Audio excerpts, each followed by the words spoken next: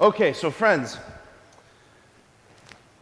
we see in the gospel today Jesus acting in the role of healer.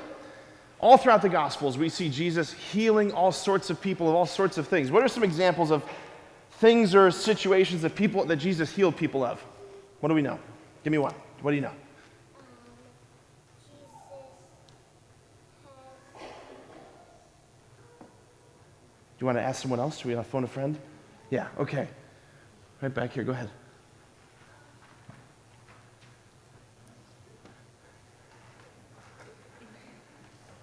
It's gone. Okay, we'll try one more right here. Give us one that Jesus healed somebody of. Blindness. Who remembers the story of Jesus healing the man of blindness? Okay, he's healed people of blindness. Give me one more. Let's do one more. Coleman, give me one more. Demons. Give me another one. A physical healing. Someone else. Schultz, do you know one? Leprosy. We heard that in the gospel. Give me one more. Okay, we're going back to you. Take two. Go ahead. The blind, okay, we're going to do the blind man again. Very good, okay. I love it. Okay, so we got Jesus healing men of blindness. We have Jesus raising people from the dead. Jesus cures people who are deaf, who can't hear. He's doing all sorts of things in the gospel where he heals people, right? So Jesus is acting as a healer, right? In the gospel we have today, we just heard Jesus curing this man of leprosy. Now, leprosy was a very awful, awful disease that people in the ancient world dealt with. It was a very, very awful, slow way to die, and there was no cure for it. There was absolutely no cure for it. So if you got leprosy, you had to live far away from everybody else. You couldn't be with your family. You couldn't be with your friends. You couldn't do anything with anybody anymore. It was a very desperate, hopeless way to slowly live out the rest of your life. And so we have this man who comes to Jesus who has leprosy, and he says to him, "If you wish, you can make me clean." So this man, we have to think, this man must have heard about Jesus' power to heal. He must have heard about the miracles that we've talked about. He must have heard about maybe when he cured Bartimaeus of his blindness, or maybe he heard about when Jesus raised Lazarus from the dead. In other words, he's heard that this man, Jesus of Nazareth, has the power over sickness and disease. And he approaches Jesus.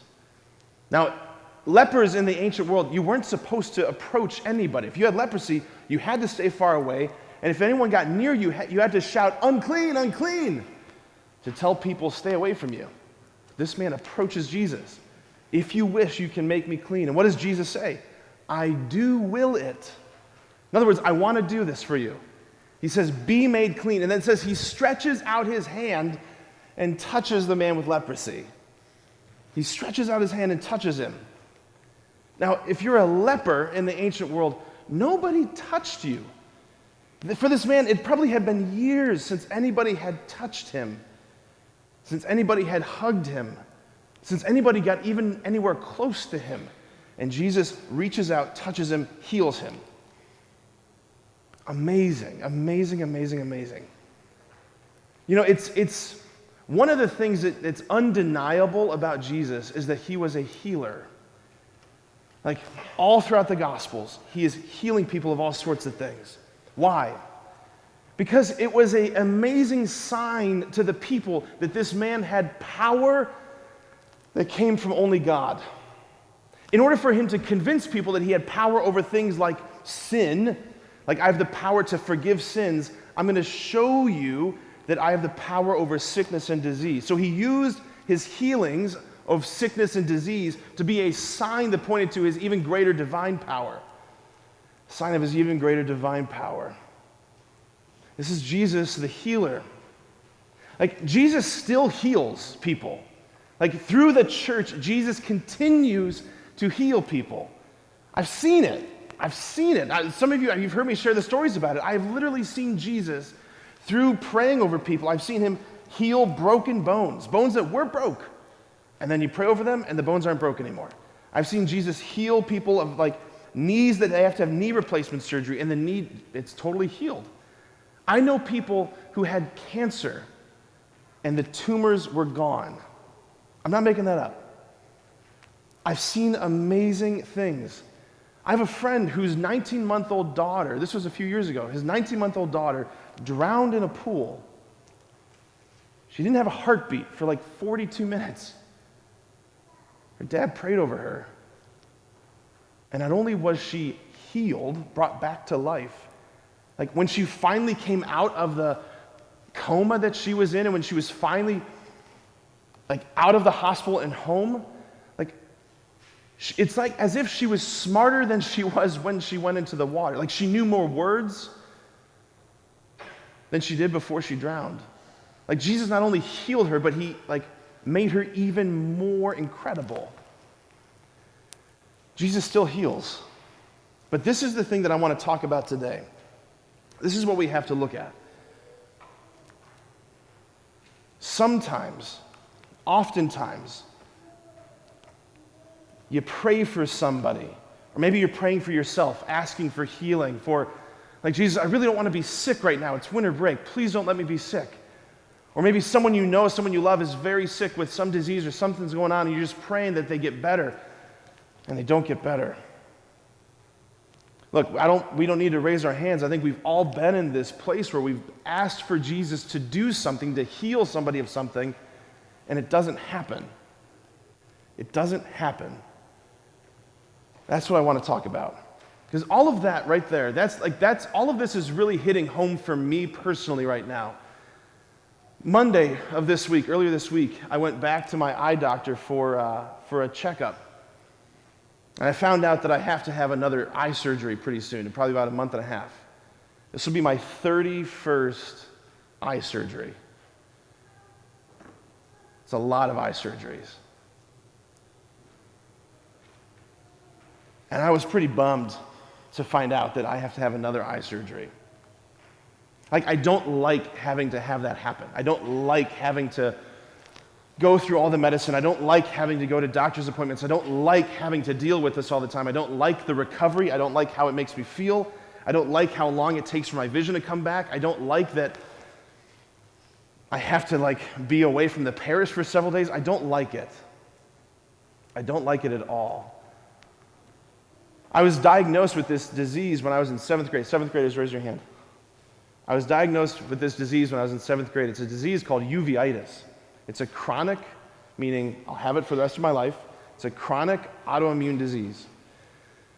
I was diagnosed in 7th grade because slowly, over the course of a few weeks when I was in school, I just realized I can't really see the board anymore. I couldn't read anything on the board.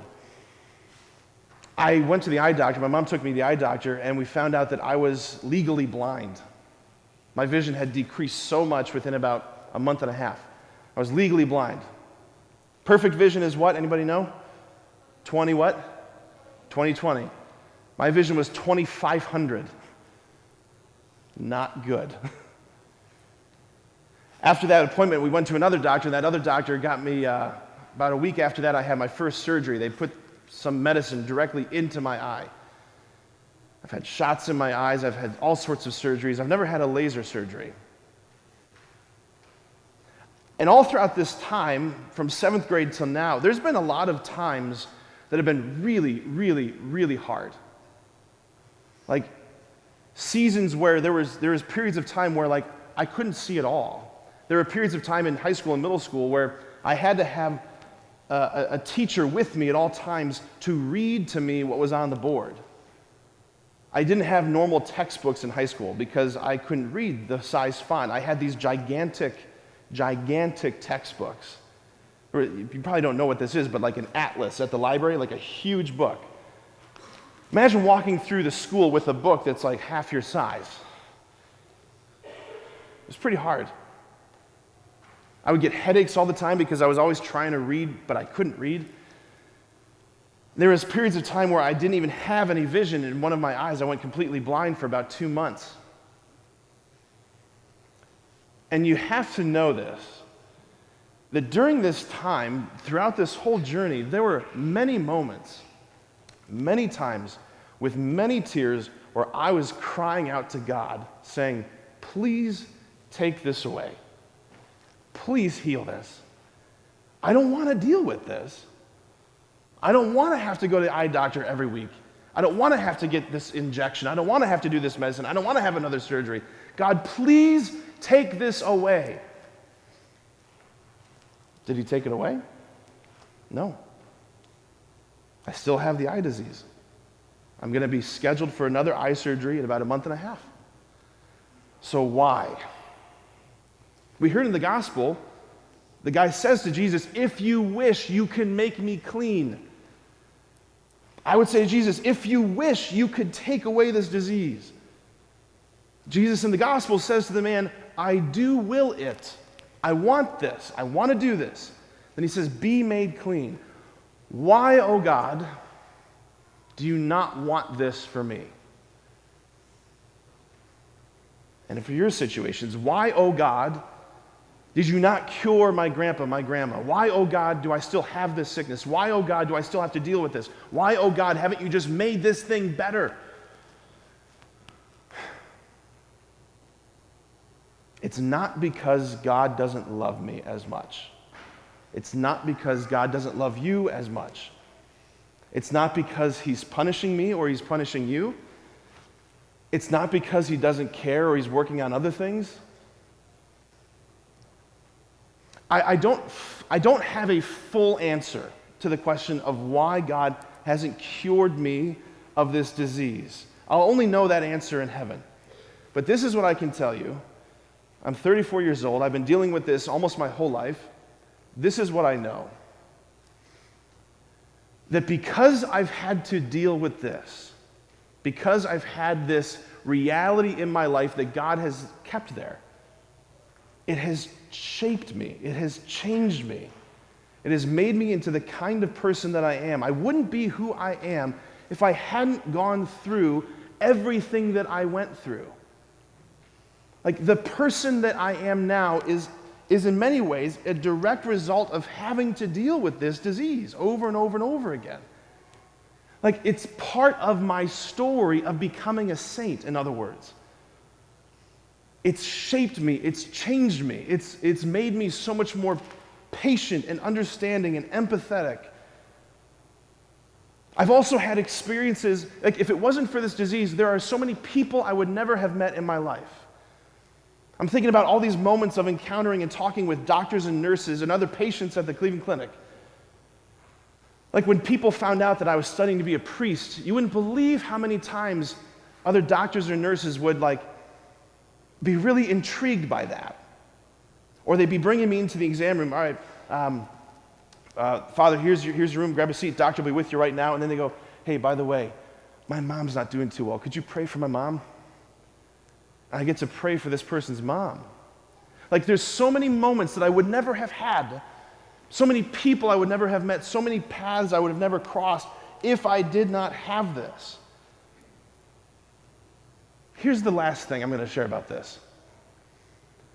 When we ask God for healing, whether for ourselves or for somebody else, sometimes we think that either God says yes or no. That's not true. God either says yes, listen. God either says yes or not yet. That's the biggest thing I've learned.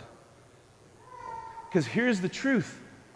Is God going to perfectly heal my eyes one day? Yes. Either in this lifetime or for sure in heaven. I'm not going to be in heaven with diseased eyes. The people that you love, they're not going to be in heaven with cancer or with broken bones or with whatever it is. Everybody that you love, including yourself, God will give us perfected, holy, resurrected bodies where there is no sickness, no disease. Everything is as it was meant to be. So when I've asked God for healing, He has not said no to me. He's just simply said, not yet. Not yet. Which is a very different answer than no. So I don't know what you guys have going on in your lives. I know we all have stuff that we ask God for all the time. Healing for this. God, please make this happen. And if it seems like He's saying no, then He's probably actually just saying not yet. Let's just take a second. I want you to all close your eyes. Let's just be with Jesus for a few moments. Jesus who is the healer, Jesus who loves you.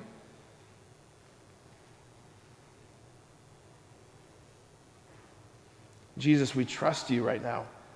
We trust you with our hurts. We trust you with those things in us that we just want you to fix. Lord, we're not like broken cars that just need to be fixed. We're people that need to be loved. And Lord, you let things stay in our lives sometimes, not to punish us, but because through these things you are doing something more, something that we couldn't even imagine. You're bringing about something far more beautiful that couldn't happen without it. So Lord, again, we look at you and we say, we trust you. We trust you, Jesus. Amen.